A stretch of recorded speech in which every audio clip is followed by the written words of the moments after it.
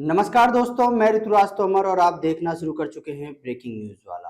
आज राजधानी भोपाल में मुख्य निर्वाचन पदाधिकारी कार्यालय में राजनीतिक दलों की बैठक मुख्य निर्वाचन पदाधिकारी अनुपम राजन ने बुलाई थी, जिसमें सभी प्रमुख दलों के पदाधिकारी पहुंचे।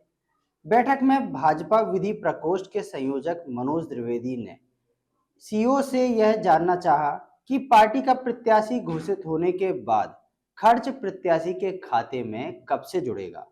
इस पर सीईओ अनुपम राजन ने बताया कि पार्टी भले ही समय से पहले प्रत्याशी के नाम की घोषणा कर दे, लेकिन चुनाव आयोग के रिकॉर्ड में वह प्रत्याशी नामांकन दाखिल करने के दिन से ही माना जाएगा।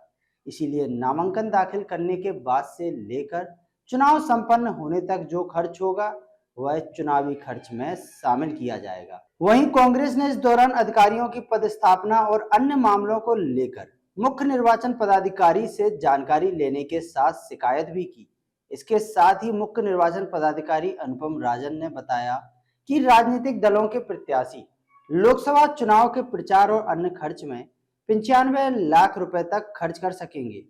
आयोग की ओर से यह भी स्पष्ट किया गया कि पार्टी द्वारा प्रत्याशी घोषित करने के बाद 48 घंटे में चुनावी खर्च देने का कोई प्रावधान नहीं है। नामांकन दाखिल करने के बाद से ही प्रत्याशी का चुनावी खर्च शुरू होता है। इसके अलावा अलग अलग चुनावी परमिशन को लेकर भी राजनीतिक दलों के प्रतिनिधियों ने मुख्य निर्वाचन पदाधिकारी से जानकारी ली। इस बैठक में सीईओ राजन ने सभी राजनीतिक दलों को चुनाव आयोग द्वारा तय की गई गाइडलाइन की विस्तार से जानकारी दी, जिसमें बताया कि पिछले लोकसभा चुनाव तक लोकसभा चुनाव लड़ रहे प्रत्याशी के लिए खर्च की लिमिट 70 लाख थी, जिसे बढ़ाकर 2 साल पहले 95 लाख कर दिया गया था। इसीलिए अब जो भी कैंडिडेट चुनाव लड़ेगा वह 95 लाख रुपए तक इस चुनाव में खर्च कर सकेगा और यह व्यवस्था इस चुनाव से लागू की जा चुकी है। लोकसभा निर्वाचन की घोषणा ऑलरेडी हो चुकी है। आप जानते हैं कि मध्य प्रदेश में 4 चरणों में चुनाव होंगे, पूरे कंट्री में 7 फेजेस में चुनाव होंगे।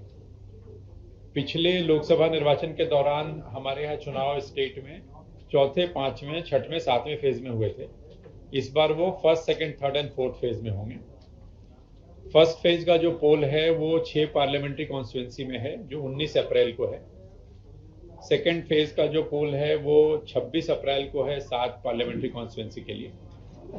थर्ड फेज का पोल 7 मई को है 8 संसदीय क्षेत्र के लिए, और आखिरी चरण जो हमारा है वो 13 मई को है 8 संसदीय क्षेत्र के लिए।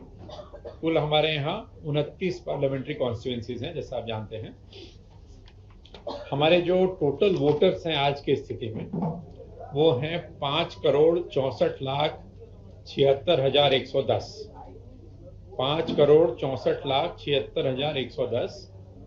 जैसा हम जानते हैं कि नाम जोड़ने की कार्रवाई नॉमिनेशन लेने के जो आखिरी तारीख होती है उसके 10 दिन पहले तक हम आवेदन लेते हैं।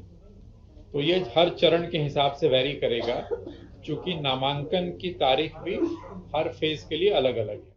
तो अब यह देखना दिलचस्प होगा कि इस महंगाई के दौर में एक प्रत्याशी कैसे इस लोकसभा चुनाव को 95 लाख में लड़ता है और किस तरीके से वह जनता के बीच जाकर जनता से वोट की अपील करता है।